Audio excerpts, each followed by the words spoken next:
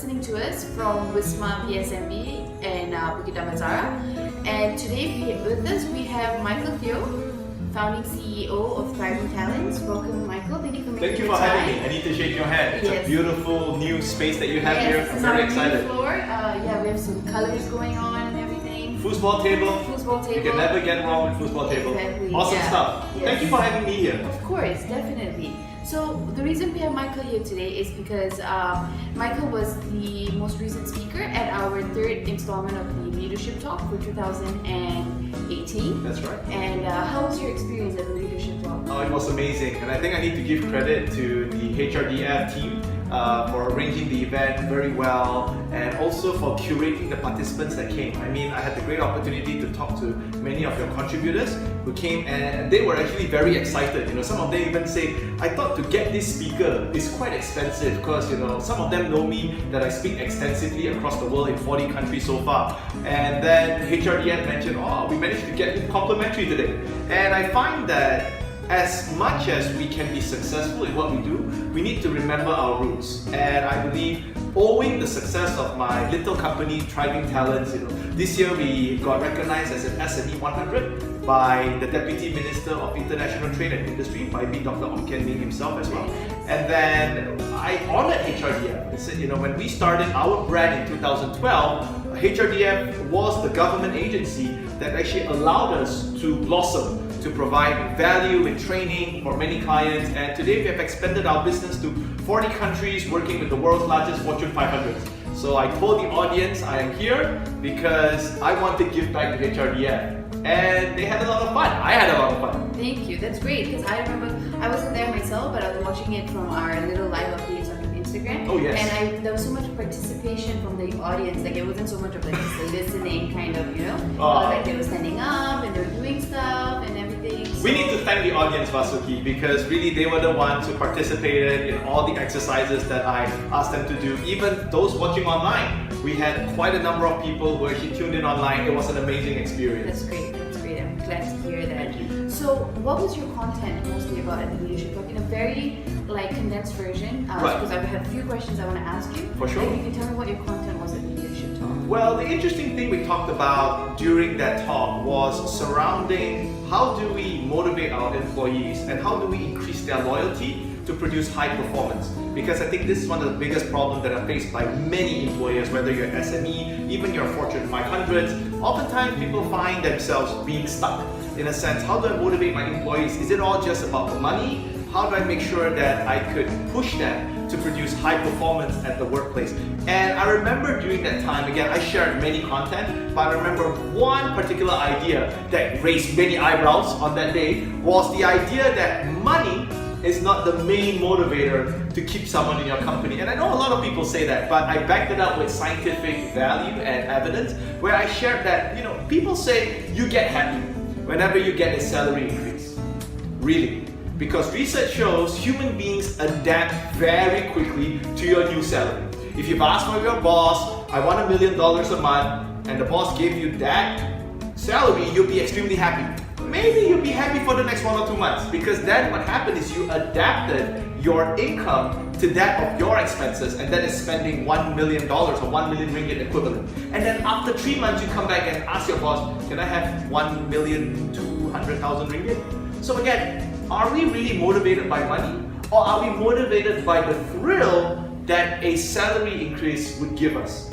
So now, knowing the science that most human beings are motivated by the thrill of the increase in salary rather than the salary increase itself, I advocated that there are other ways to incentivize and motivate your employees. And one of that is to give them experiential rewards, in a sense where, you know, buy them a trip, send them to the craters of the volcano in Indonesia, let them have a life-changing experience, send them to a course by a world-renowned speaker, a world-renowned thought leader.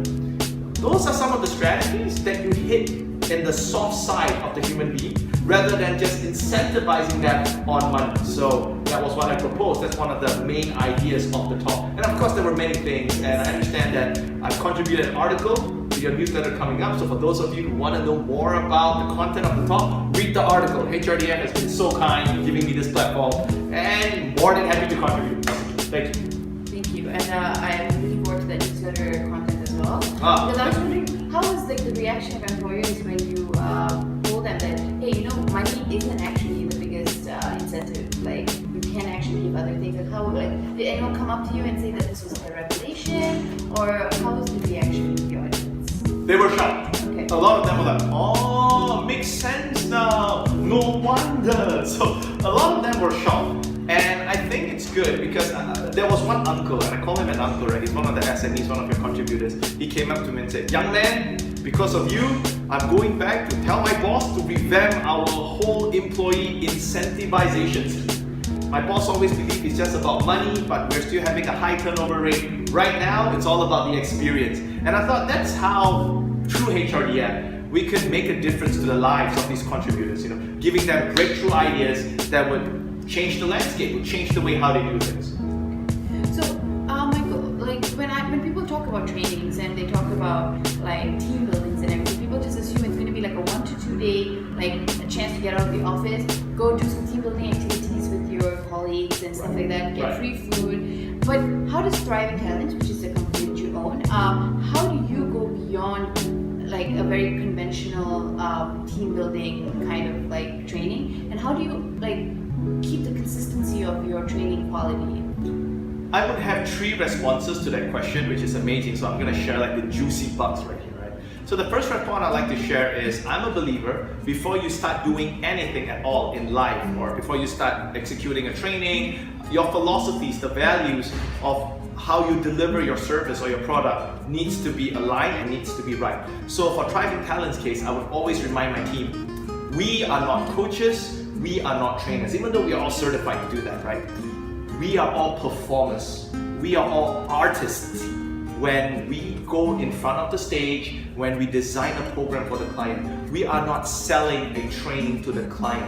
We are selling an experience to the client.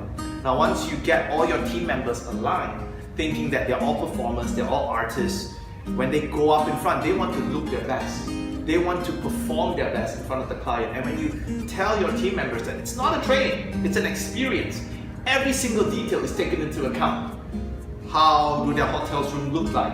How are their team building venues looking like? How do they talk to their colleagues? How do we facilitate conversations among them? So we share all of these with our clients and we design the experience together. At the same time, I believe it's very important for us to co-design and co-develop the entire experience with a client. And as much as we say it's a team building or it's a training, I would rather look at it as an employee engagement activity. In the sense where you may be undergoing a training, but at the same time, that doesn't stop you from having some leisure events. That doesn't stop you from doing unorthodox things, running creative ways of delivering the training or the team building. Because once you look at it as an engagement with your employees, with your talent, with your staff, you want more conversations from them. Now that would be my first response. Second response, you asked about, so how are we different? Now I need to honor all the other training providers who have come before me, who have actually taught me a lot, including HRDM, taught me a lot about the industry. As you know, Thriving Talents, we are relatively quite young. You know, I'm the dinosaur in the company. We are a millennial-focused talent development company. We have just been very, very fortunate to have expanded our business rapidly and to have been honored for some of the hard work that we have done. But if you were to ask us how are we different, I would say we continuously learn and improve our products. Like we were one of the first in Malaysia to introduce something called digital team building. Can you imagine now doing a team building using just a mobile application? And we have expanded our range to over 20 mobile applications right now, which our clients love. These mobile applications can actually be done anywhere. In the sense that some clients would say, you know, I don't want to bring my team over to a jungle again. And I said, you know, it's fine. Let's do it in Georgetown, Penang. And they're like, there's nothing you can do in Georgetown, Penang. It's just an urban city, a UNESCO World Heritage Site. I said, we can be creative about it. And we use technology interfaces to actually help us to deliver that great experience to our client. And talking about team building, I'm always a believer. As much as you are there to disseminate as much information as possible to your clients, it's also equally important for all your games to be designed to get them to unleash their inner voice, to facilitate more conversations, to get them to discover more about themselves. So I believe if you were to say we are different, I think when we first started like 5-6 years ago, we're one of the first to experiment on digital team building, and we incorporated many things, performing arts into our team building. And again, it's ever evolving. You know, so to say that we're different, to be honest, I 1,000,000 things that we're different from others, but I'd like to honor all the other trainers who came before me, who have actually inspired me to pursue this path that I'm doing. And then your response, the third response to your question would be, how do you ensure the effectiveness of the training? Obviously, we have the most candid, the most usual way of doing, and that is a pre and post test. But normally, what we do is, before we even start providing a training or team building for a client, we would always go in, immerse ourselves in the company culture. I'll just give you one example. And they are a HRDF contributor, Petronas. And I remember, we have been doing great team buildings, great training for Petronas. But I remember that day on our first engagement, the HR director flew me all the way to Labuan. And he said, Michael, I want you to spend an entire day working in our factory, in our plant. And I'm like, wow. So I was dressed up, in the yellow costume, protective goggles, and I was walking in the factory. And then after that, I came out having a real understanding, what do their employees want? Now, the top management wanted me to teach 10 KPIs. But in the end, I told them, I said, no, I'm going to teach only 3. And they're like, what's going on? You're not meeting our KPI. And I said, no. It's because I've had the chance to live and breathe with your employees. And I know what they want. And I think when you have that in mind, when you co-design and co-develop the program with your client, you create a powerful experience that people want.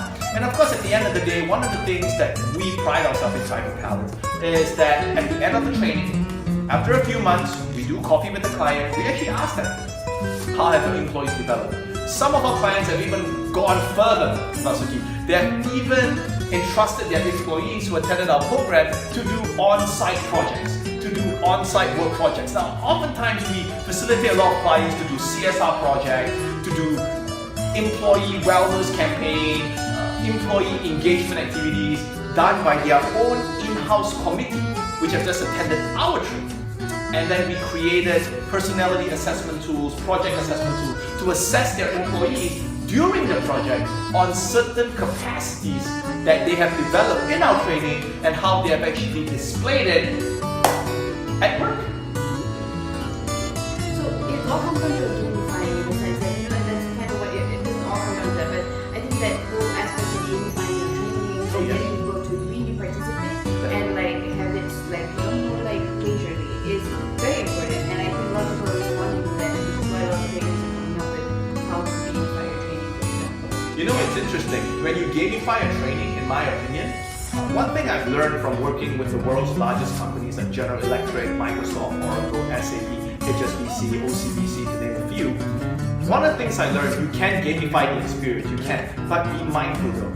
I'm a believer of this motto when it comes to training. Shared struggle breeds shared success. In a sense where when you gamify an entire experience, let's face it, we're humans, right? We tend to get very competitive. We want to win, we want to win, but a skilled facilitator with a technology platform that is effective for training would actually promote competition first and then transform those competitive spirits, get those different personalities, different individuals, different teams together to create shared success. That means you may start off the day competing against each other, discovering your strength, discovering your potential, but then you need to give your employees a common goal, or in the Art of War by Sun Tzu, a common enemy, and rally them up, regardless of which camp they're in, which team they're in, which department they're in. Give them a common goal, a common enemy, according to Sun Tzu. Rally them up, go for that common goal or that common enemy. And that is how shared success, shared struggle breeds shared success. So when you started off, can you tell me how HRDF helped you get noticed, or how did HRDF help you become successful as a training company? It's a very touching question, and I'll share. I registered my company Thriving Talents in Seberang Jaya in Pride then, so it was a Penang company. Now we have migrated here in Kuala Lumpur. We are very grateful. We are comfortably based in Setiawa, Puchong. You should come around sometimes. We have a beautiful orange office there, beautiful place. But when I first registered Thriving Talents in Seberang Jaya, in Seberang Pride, I remember going to the counter and the lady looked at me and said, "You are a little bit young to be starting a training company." And I said, "Yeah." She said, "Let me warn you, 24." Wow, 2012. And then she mentioned, she said, "Do you know in this industry, there's a lot of people with grey hair. They are much more experienced than you. I'm not sure how you're going to survive in this industry, but we're going to help you. And I can help you first by taking your credentials, getting you signed up for the HRDF Train the Trainer program, and then helping you set up your little enterprise." We were just an enterprise at that time, not even a Sedrambra hub. And that lady helped me. I'm not sure if she's still working in Seberang Jaya, but that lady, that nice auntie helped me. And I think that was the turning point, because she believed in me, despite me being young, and she did warn me. She said, "A lot of your competitors out there are all gray hair, they have 20, 30-year experience. You may get crushed, but I like your tenacity, young man, and we want to support you." And I think HRDF has been supporting us ever since. And which is why that day when I was speaking in your Leadership Talk series, I gave my credit to HRDF in the sense where I mentioned, today I'm standing in front of you, this year recognized as an SME 100, one of the fastest growing, one of the 100 fastest growing SMEs in Malaysia. And I'm proud to share that I am the dinosaur in my company at the age of 31. The rest of my employees, the rest of my directors and colleagues are in their early 20s and mid-20s. And I know we do things very differently. None of my colleagues, none of my employees that I first hired came from a training industry. They came from HR software industry, they came from engineering industry, they came from pharmaceutical, they came from design. And I'm a big fan of one of my mentors, Tony Fernandez of AirAsia. I look up to him, I love him to bits. And one thing I really love about it is that he hires people that may not have aviation business experience to lead his aviation companies. And I think that is how innovation happens. So, from an enterprise in Penang, in 2015, we achieved another milestone. We got angel invested. So we are backed by a law firm and a digital advertising agency. And clients look at us saying that, "Wow, why would a law firm invest in you?" And I said, they believed in our intellectual property, they believed in our passion and our growth. Why would a digital agency invest in you? It's because we're going online. We're going online big. Unfortunately, I think online learning in Malaysia has not picked up yet. We have more customers in the US, even in Bangalore, India, rather than here in Malaysia, even in the Philippines. But we're very grateful for all that. So when we started Thriving Talents, we have come a long way. And I think in 2014, we achieved one of our little milestones, where President Barack Obama himself came and visited one of our workshops. And I remember during that time, our client was telling us, "You need to be the best trainer in the world for only half an hour." And they say, "Why?" And they said, "President Obama is coming." And again, during that time, he was also accompanied by our former Prime Minister, Dato Sri Najib. Both of them came to our workshop, sat behind half an hour. It was solid. And today, I thought that's the best testimonial we could share with our clients. We still do get clients who challenge us. "You're so young. What do you know?" And I will always share with them. That's why when Thriving Talents first started, Vasuki, we aimed at the millennials group, the Gen Ys and the Gen Zs. Why? May not be the most lucrative group at that time, but you have to know whether companies or employers like it or not, the Gen Ys and the Gen Zs, the millennials, as some of you may call them, are going to form the largest group of employees. They're also going to form the largest group of your consumers who are now deciding the trends on how consumers buy things. So we specialize in that. We say we're going to be this company that we specialize in just millennials. And I guess it's paying off. We have been recognized for some of the work we have done. President Obama visited us. It's been an amazing experience. But I always remember, if HRDF did not give me that green light, did not give me that encouragement, if that auntie at the counter in Seberang Jaya, Seberang Pride Penang, had turned me away, this dream would not have happened. Never. And today we're established. We have expanded our training footprint to 40 countries. I've shared the stage with the likes of Sir Richard Branson, Tan Sri Tony Fernandez, Professor Muhammad Yunus of the Grameen Bank, President Obama. It's been an amazing experience. Well, it's it's a great pleasure to be able to hear that story and your side of, especially with how HIP has helped you. And we look forward to seeing where Driving Calendar goes. And thank you so much for making your time. Thank you. To be here. And thank you for the opportunity. Yes. And for the rest of you, thank you so much, and we'll see you again some other time. Take care, guys.